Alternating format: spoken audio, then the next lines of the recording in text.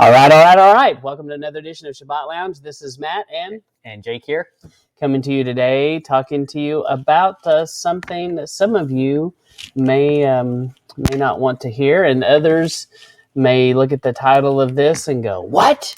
What is Sabbath Lounge doing here?" So, what are we talking about today, Jake? So the title of our presentation this time is going to be How Moses Stole Christmas. And that sounds very similar to something that this time of year other people might relate to, which is what? How the Grinch stole Christmas? Right. So you see at the bottom there, the biblical story as told by Dr. Seuss. And do they still show this on TV? Or is it like Charlie Brown Thanksgiving and they can't show it anymore?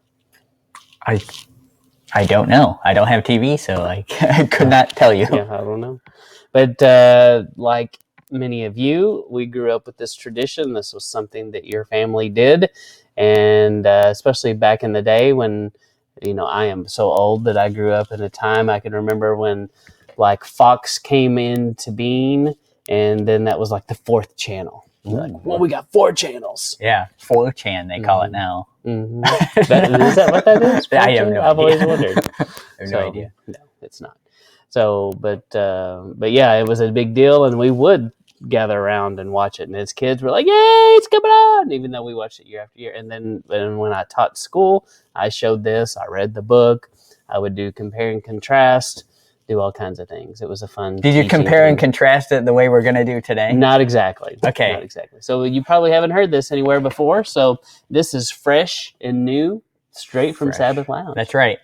Only the best. That's now, right. I know this is a lot of people. This is their favorite story this time of year for the Christmas season. I'm covering up our faces with our with our faces. Yes. So if you have small kids, they might need to leave their we don't want to ruin dreams. No, we don't. We don't want to shatter dreams. But truly,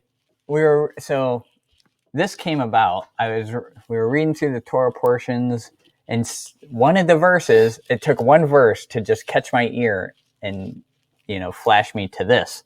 So let's just kind of see what we got here. So if we go to the next page here, we got, all right. So many in our walk, we've clearly told people we don't like Christmas. We don't do Christmas. And what would they say to you? How dare you do that to the children? Well, yes. It's all about the children. How you rob them of their joy. Well, perhaps they would think that your head was not screwed on right. That you're crazy. Maybe your shoes are just too tight. Very good. And then you might even be accused of your heart being 2 sizes too small, right? Yes. Very Grinchy of you. It is very Grinchy. Because it fits the theme of what we're talking about. All right. So we put together kind of a comparison, and you'll see the story from Exodus matched up with kind of the Grinch story is kind of how we went through it. So we've got Mo says and Seuss says, but something interesting that happened when I said Seuss out loud earlier, I was like, "Hey, Seuss," and then I went Zeus says. I don't know. It was kind of interesting, the play on words that his name is. And then I read a thing where Dr. Seuss, supposedly in an interview, he said it wasn't pronounced Seuss. It was like Seuss. But I don't know. But I thought that was pretty interesting. Yeah. So you can track that down if the rabbits that you want to follow are going that direction. Yes. If you're hunting rabbits, go there. Yeah.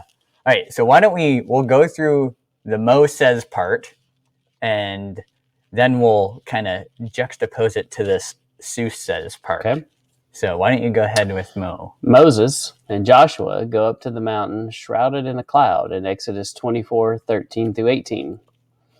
And then Moses gets the 2 tablets written by the finger of Elohim in Exodus 31:18. While Moses is gone, the Israelites create a holiday in which to worship Yahweh with the graven image of a golden calf, Exodus 32:1-6. And the Israelites agreed not to worship Yahweh And that's in Exodus With graven 20. images. With graven images in Right. Exodus 24 through 6. Right. So in Exodus 20, that's when the 10 Commandments are given, and they say, all that you've said that to do, we will do, right? They're like, amen. Yes, we got it. The congregation says they are in agreement. Right. So Moses goes up in this mountain in a cloud. And then how do we picture the Grinch? He goes up on the top of Mount Crumpet to live away from Whoville. He's sick of their silly festivities, right? Mm-hmm. And while the Grinch is away, the Who's celebrate their festival of Christmas, right? So there's that. And then let's move on and see how this story continues to grow. And then Moses, Yahweh tells Moses, the Israelites have corrupted themselves, Exodus 32:8. Yahweh has intention to stop these stiff-necked people from celebrating this festival, Exodus 32:10. Moses is on the mountain with the 2 tablets. Like, these are gifts, and they're the words, the precious words of instruction. And so he goes up on the mountain and gets these tablets, get these gifts, and he's about to bring them down. So it's a pretty significant moment in human history. Right.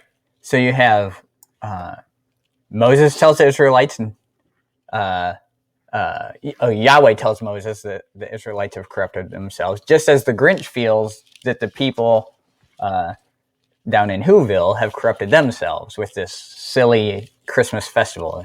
He can't stand it. Too much noise, and all this. And then Yahweh's like, hey, we need to stop these people from celebrating this. So the Grinch, he goes down to stop them from, keeping this festival. Mm-hmm. And then, so Moses is up on the mountain with the tablets, just as the Grinch, after he goes and ransacks the village, he comes back to the mountain. He's got all the gifts there. Well, and just like Moses, you've got the scene where the Grinch is descending, going down the mountain, except he's got a sleigh and a dog. And, he hears the sound, and he hears their sound. It's like, hey, I better go check this out. And he comes down the mountain, and you kind of get some glimpses of the village and the sound coming from the village. Yeah. In the animation, the 1966 version. Right. Another, just aside on this, this is always funny to me because in Exodus 32, once Yahweh's like, hey, those people down there are doing things they shouldn't be doing, and he's like, I'm angry, and I'm going to go down and smite them. And Moses is like, no, he's holding them back. Yahweh's like, hold me back, Moses. And Moses is holding them back. No, don't go down there, He's like, you don't want your name to be besmirched. And so, and once Moses sees what's going on, Yahweh's like, no, Moses, don't go down there. And Moses is like, let me through. I'm going to go down there and smite them. It's just this funny, reversal of roles. Mm-hmm. But, so back to this. So the next little thing here we got. So Moses and Joshua go up the mountain shrouded in a cloud. Now, is this the same thing twice? Did we do the same thing twice? Okay, looks like we got the same slide. We can just... All right, so Moses, as they look down on the mountain, Joshua hears the noise of the people as of war in the camp. Exodus 32:17. So they think something is wrong. Right. And Joshua, upon further listening, realizes it's not the sound of anger or sorrow. You might say the sound wasn't sad. This sound was glad. Right. Exodus 32:18. And so this verse right here, 32:18, was what really made that click to me. Was he's saying exactly that. This sound wasn't a sound of sad. They're glad. There's singing in the camp. So just as Moses and Joshua are looking down and they hear this noise in the camp, Dr. Seuss, when he's talking about the Grinch, right? If you hear it or read it, says the Who's find out that no Christmas is coming, and then the Grinch is like, they'll cry boo-hoo. So he's happy about their crying and whining, and then he's like, that's a noise I simply must hear. So he puts his ear out to listen. And just as Joshua's like, what's that sound I hear? And he's like, it sounds like some terrible things happening. So let me listen closer. And so the Grinch puts his hand to his ear to hear the sound, and it's the sound rising over the snow. And it starts low and it starts to grow, right? And he's expecting this wailing and gnashing of teeth. Well, and something that I just thought of, if I remember right, Joshua in Hebrew can mean dog. Is that right? It seems like I've heard that before. That means faithful and, faithful and loyal. And it's kind of interesting that there's a dog, and that almost represents Joshua in the story. So I'm pretty sure. So check that out. Research that. That's interesting. I believe my source on that is Mr. Greg Widener, I believe. I remember, I think he's got a video where he talks about Joshua, being a dog, and it being like perceived as a good thing, not like as a bad thing. Not like you dirty dog. His qualities of being faithful and true. But I think that's right. So you'd have to check me on that. That's interesting. Well, it is Yeshua. It is salvation, right? Mm-hmm. But there is this loyalty tinge to it as well. Mm-hmm. That's it is Yeshua's name. So, all right. So then Joshua, he's like, "Oh, well, as I'm listening, they're not sad down there. They're singing joyously, right?" Just as the Grinch says, that sound isn't sad. It's a sound that's glad. And then we have a treat for you. Sound treat. So this is that joyous sound that they would have heard.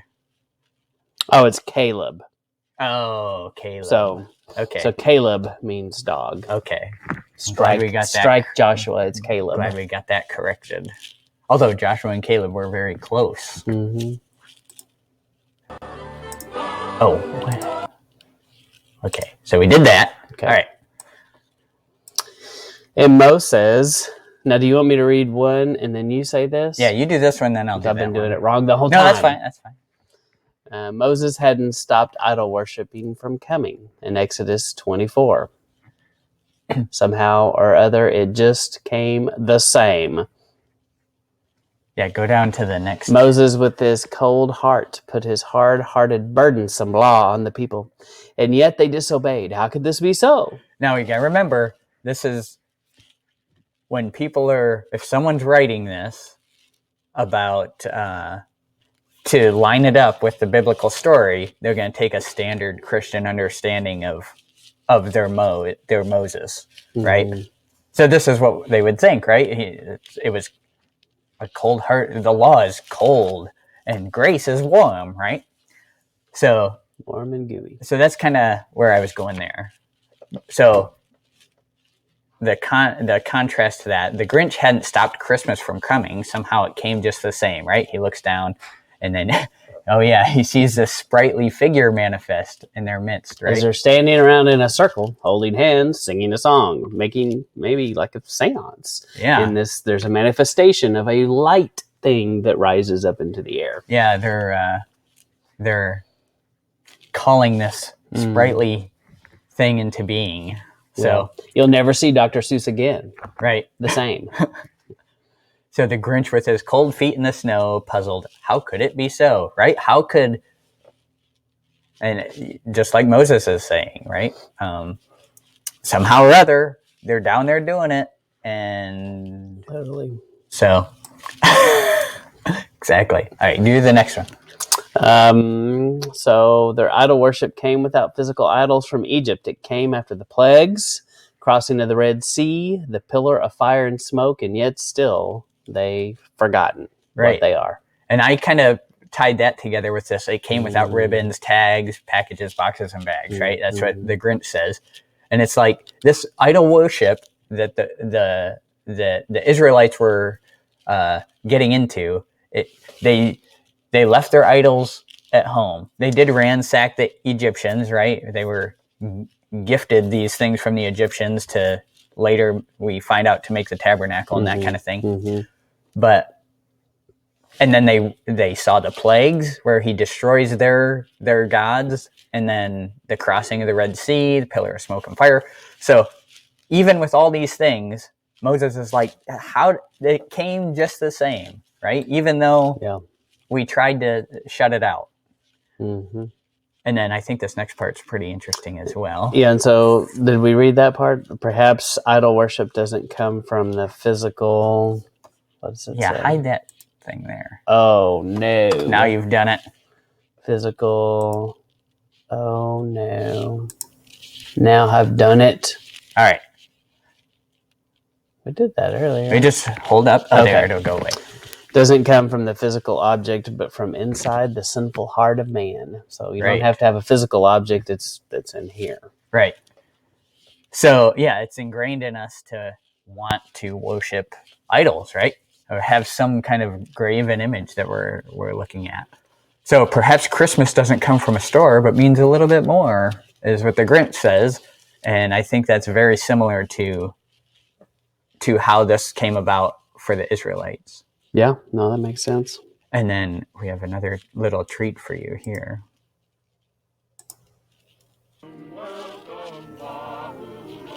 This is that sprightly image. That's great. So let's see that again. Okay. So here they are standing around in a circle, holding hands, singing. And this thing arises from their midst. Tell me that's not creepy. It's creepy, Matt. This is the part where some of you may be like, what? So, but most of you probably have already realized that these things were bad and pagan, but anyway. It almost has a tinge of, I saw that when I was, looking back at and going through this, and it seemed to me very sun worshipy. Yeah, sun worshipy, and it's a very golden calf-y moment. I mean, that's exactly kind of what I picture happening. There's this thing that's golden in the middle, and the people around it, and they were happy and merry. And in the King James, it says they rose up to play. Yes, they rose up to play. Which we all know what that means. Yeah, there was a lot of naked playing going on. Yes. Oh, and just for the record, since we're talking about this section, because a lot of people don't realize that the golden calf thing was they think that it was other gods, but really it was Yahweh. Aaron even says, let's make a feast to Yahweh, right? And then that's what they use the golden calf to do. Yeah. And that, by the way, that's such a weird thing, that I don't understand why Aaron doesn't get in trouble. Yeah. That's one of the questions I'm going to be like, okay, wait a minute. How does Aaron get to do what he does and the lineage and be a part of all that after he did that? Because the way it reads, it's just like other people came to me and they said, here's my jewelry, and now pop the golden calf. Yeah, that's weird. Seems to be lying about it after. Yes. Like, it just doesn't seem right. A very childish excuse for what happened. Mm-hmm. All right. And then we have this other thing here. Small heart grew 3 sizes that day. So, just like we said at the beginning, right? Your heart might be 2 sizes too small. But once you get the hang of that Christmas, right, your heart will grow to the size it's supposed to be. So I think you'll buy us lots of stuff. Yeah. And you'll keep the retailers happy. Right. So Moses' small hard heart saw the golden calf in the dancing, and his anger waxed hot. Ooh, which is Exodus 32:19. So waxing hot anger. I'm not sure. So do you have a lot of waxing hot anger? I'm not sure. I think anger? Waxing like the moon, waxing and waning. I'm thinking like a bowl of wax. Yeah. that's the first thing I think, and then I'm like, oh wait, words mean other things. Yes, they have more than one meaning. Okay. So this is kind of where it departs a little. So the Grinch's small heart grew 3 sizes that day. That's because Moses didn't see the joy of their festival, their Christmas festival. He just didn't down get there. it. Whereas the Grinch, who we should be more being like, right? We should be more following the Grinch's way of doing things, where we see the error of our ways. Coming. Well. So we should what Dr. Seuss is trying to trees. No. And what Dr. Seuss presents? Yes. No. So what Dr. Seuss is saying is, you should be emulating what the Grinch did. So you realize that you were bad for taking the joy of Christmas away from people, and your heart should grow 3 sizes to out, which is unhealthy, by the way. And so your heart should grow 3 sizes, Yes, and you should that's learn bad. about grace and stop being angry about us, creating our own festival. It's Yahweh. So why are you getting all crazy Chill about out, man. Yeah. All right. So Yeah, that is really good. That is good, and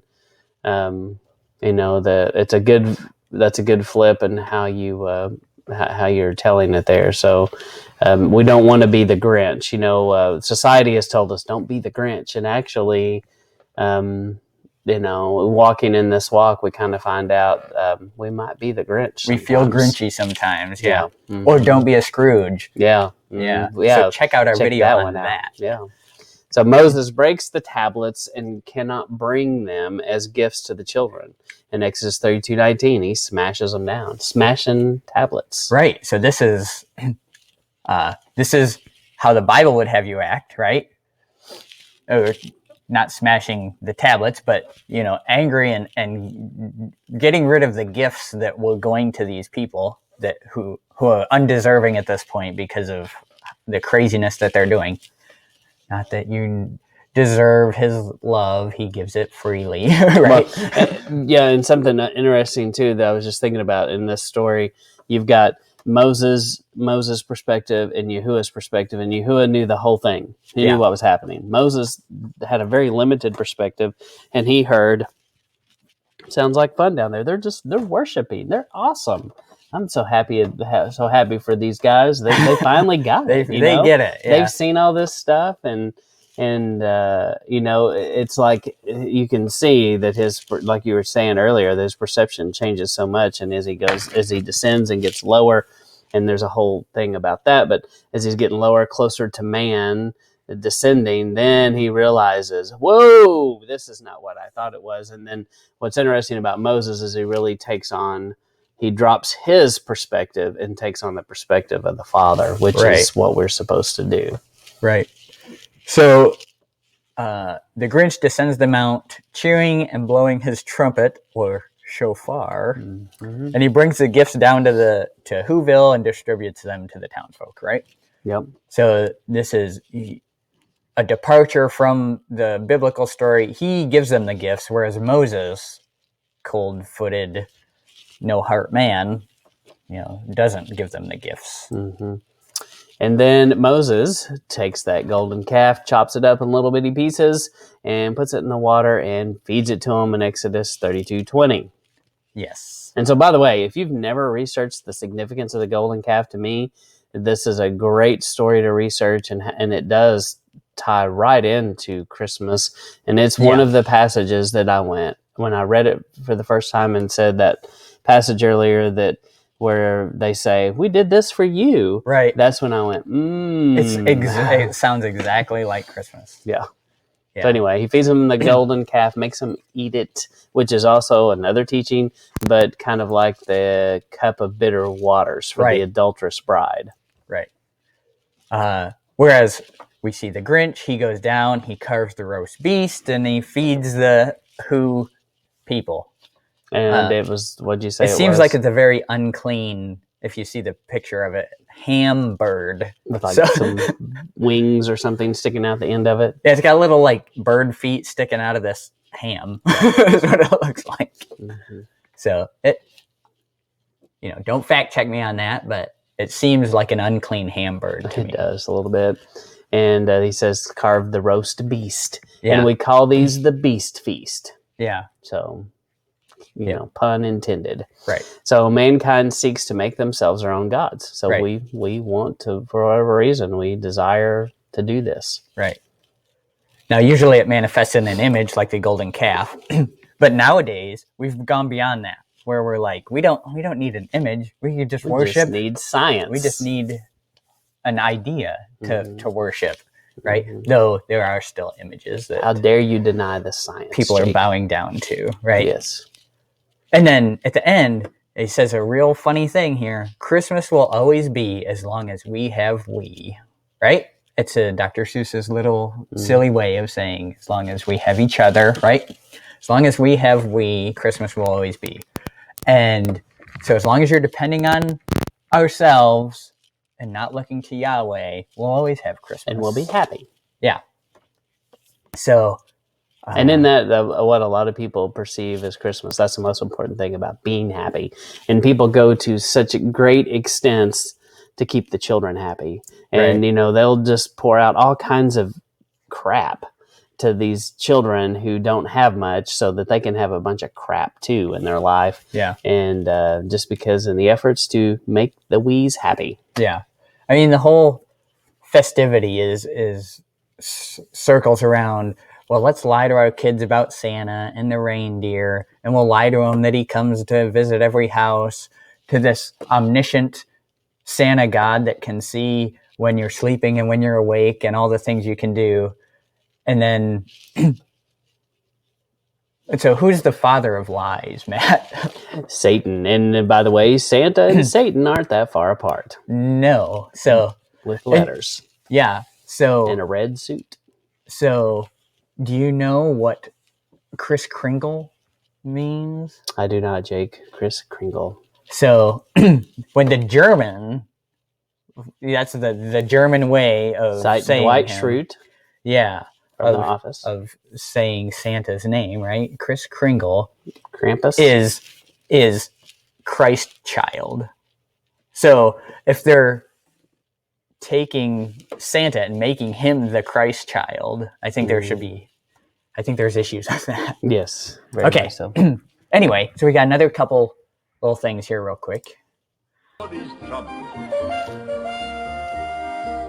So that's that blow of the shofar, right? Let's listen to it again. So he comes down the mountain with the blowing of a trumpet. Sounds just like a shofar. Mm-hmm. Oh. How does this work, Matt? There. So, in conclusion. So Moses says, idol worship has no place in the kingdom of Yahweh, which we agree and support 100%. Yes. Here on Sabbath Lounge. That's right. And then the conclusion for Seuss says is that you're convinced to welcome the pagan celebration by overcoming your natural instinct to reject it. That's what the Grinch does. He's been convinced. Wow. And even though he had this natural instinct to say, there's something wrong about that. Well, and you think about, too, even at the beginning of the story, the Grinch is almost like the remnant. He's isolated. He's by himself. Yeah. He's homesteading. Yeah. So he's definitely not in a big circle of friends. There's not a whole lot of people wanting to go hang out there with the Grinch. And it's like, it's kind of like what this walk is like is at the beginning. And so you got this one guy by himself who's resisting the masses. And the more he interacts, the more he becomes like them instead of being the way he's supposed to be. Set apart. Another lesson. Yeah. Right. Yeah, he was truly holy and set apart up on that mountain. Yep. Now, his attitude was terrible. We get that. Oh, yeah. We're not saying. Don't be like the Grinch. Yes, and no animals were harmed in the making of this production. And, he might be an animal hater. Yeah. I think that's fair to say. Yeah. So, and although you can look up Dr. Seuss, too, and a lot of people think, and maybe so, that he had some very bad qualities. We're not saying we promote him and think that he's this genius and we don't. You should read all his stuff. We're not saying that. And I put a link in here. Dr. Seuss's inspiration for the Grinch. He won't tell you this is his game, okay? And I don't think it is, but it's stunning. The similarities. The similarities are very stunning. He'll say that he got the inspiration from himself. He looked at himself. He was 53. The Grinch is 53. And that was, I've been curmudgeonly about Christmas and I need to stop. That's what this link will tell you from his words. Okay. However, the resemblance is very stark and very obvious to me. And I don't know that like I was saying, I don't know that he meant to go with that, but we have some stories in our minds, and you write a new story, you think, and then lo and behold, it's the same exact story I've been reading. Yeah. So, very interesting, I think. No, it's really good. It's really good. So here at Sabbath Lounge, we are not trying to say we know all the answers. Come listen to us. We don't say that at all. And we are encouraging you to go research these things. Research the golden calf moment and see what these people are doing and see how it ties into Christmas. And if you haven't done that, we're asking you to. And if you have done that and you're on this path with us, think carefully about how you talk to your brothers and your sisters and your mom and your dad, literally, about these kinds of things, because so many of us, most likely your moms and dads and brothers and sisters, aren't doing this with you. And Right. so I do think we have to be careful about how we approach these subjects. And early on in our walk, if we approach them very poorly, we probably do isolate maybe our moms and dads. And it's a sensitive subject. We don't participate in Christmas with our parents, but those are definitely it does bring up difficult things. And we know a lot of people this time of year, this is difficult, especially if you're new in this walk. Mm-hmm. You're used to getting together with your family, and now all of a sudden you're like, wait a minute, I can't eat the ham, I can't eat all of this, Right. and I can't exchange these gifts with you. It is difficult. Yeah. And usually this time of year is not the time to bring this up. No. Because everyone's full swing into the Christmas spirit. And just like in this show, there really is a manifestation of a spirit, I believe, especially being in this a while, you see that think about how people drive and how aggressive they are in the parking lots, and the Corona and year up for a nice deal at the mall. yeah during all this, it's a little bit different than it used to be, but people get kind of ridiculous, and you see the spirit about. Yeah, it's not good. So a lot of people, just real quick, my last words on it is, a lot of people say, oh, you don't celebrate Christmas, why not? And then I see a lot of people go, well, because I'll keep the biblical feasts, and that's not something I find in Scripture.